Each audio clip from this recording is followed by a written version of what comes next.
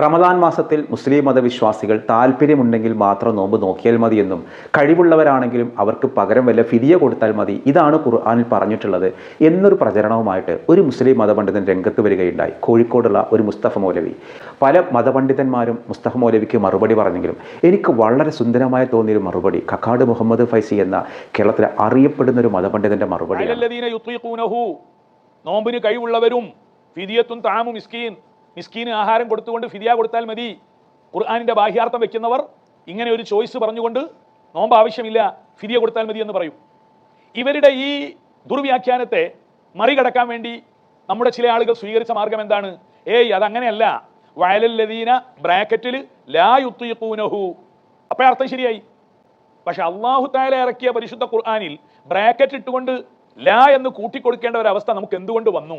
ത്വാഖത്തുൻ എന്ന് പറഞ്ഞാൽ അറബി ഭാഷയിൽ അതിന്റെ അർത്ഥം മാക്സിമം കപ്പാസിറ്റി എന്നാണ്.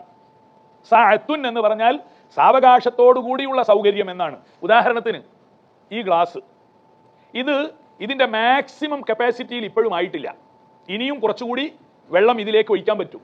ഇപ്പോൾ സഅത്താണ്, സഅത്ത് അറബി. അതായത് നാം ഒരാളോട് ചോദിക്കുകയാണ്, നിങ്ങൾക്ക് ഒരു 200 മീറ്റർ അങ്ങോട്ട് നടക്കണം, സാധിക്കുമോ? നല്ല പോലെ സാധിക്കും. സഅത്തുൻ, എനിക്ക് സാധിക്കും, നല്ല പോലെ സാധിക്കും. അപ്പോൾ അദ്ദേഹത്തിന് നടക്കുവാനുള്ള സഅത്തുണ്ട്, ഏറെ പ്രയാസപ്പെടാതെ തന്നെ അദ്ദേഹത്തിന് നടക്കാം. എന്നാൽ മറ്റൊരാൾ പറയും 200 മീറ്ററോ സാധിക്കൂല, എൻ്റെ ത്വാഖത്തിൽ അതില്ല, അത് നിങ്ങൾ എന്നോട് നിർബന്ധിക്കരുത്. അപ്പൊ ത്വാഖത്ത് എന്നാൽ മാക്സിമം കപ്പാസിറ്റി ഉപയോഗിച്ചാൽ സാധിക്കുന്ന കാര്യമാണ്. ഈ ഗ്ലാസിൽ മാക്സിമം വെള്ളം ഒഴിച്ചാൽ ഇനി അതിലേക്ക് വെള്ളം ഒഴിക്കാൻ കഴിയില്ല, അതാണ് കപ്പാസിറ്റി. ഗ്ലാസിന്റെ ത്വാഖത്ത് അതാണ്.